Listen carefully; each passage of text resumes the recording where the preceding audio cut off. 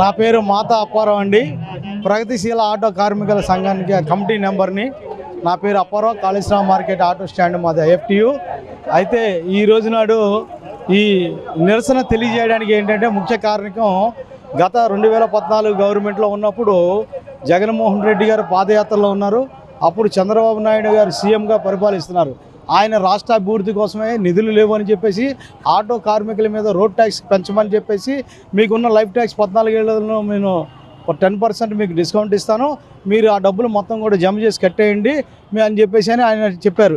చెబితే అదే పాదయాత్రలో ఉన్న జగన్ గారి దగ్గరికి వెళ్తే ఆనాడు మేము రోడ్ ట్యాక్సే తీసేశాను అని ఆటో కార్మికులు అందరికీ ఆయన చెప్పడం జరిగింది. అదే మొక్క తర్వాత మళ్ళీ చంద్రబాబు నాయుడు గారు తెలుసుకొని మళ్ళీ నేను కూడా రోడ్ ట్యాక్స్ తీసేశానని చంద్రబాబు నాయుడు గారు చెప్పారు. అది అయిపోయిన తర్వాత వాహన మిత్రగా మీ ఆటో కార్మికులకు 10,000 రూపాయలు ఇస్తారని మళ్ళీ జగన్మోహన్ రెడ్డి గారు చెప్పారు. చెబితే ఆయన ఉన్న పరిపాలనలో పరిపాలిస్తూ ఉండగానే ఆనాడే ఉన్న ఆటో డ్రైవర్ల మీద కేసులు కానీ కానీ ఇబ్బంది పెడతాం లేదు.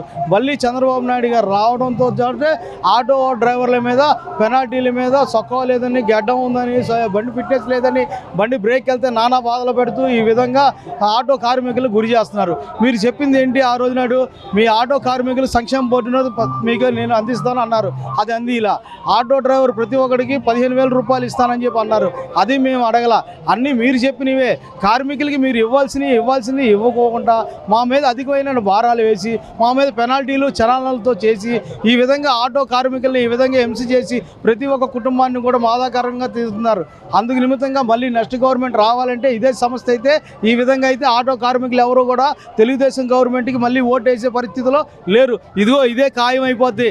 ఎందుకంటే రేపు రానున్న పరిస్థితుల్లో మళ్ళీ ఆగస్టు 15 తర్వాత మీరు మహిళల కోసం ఫ్రీ బస్ పెట్టారు.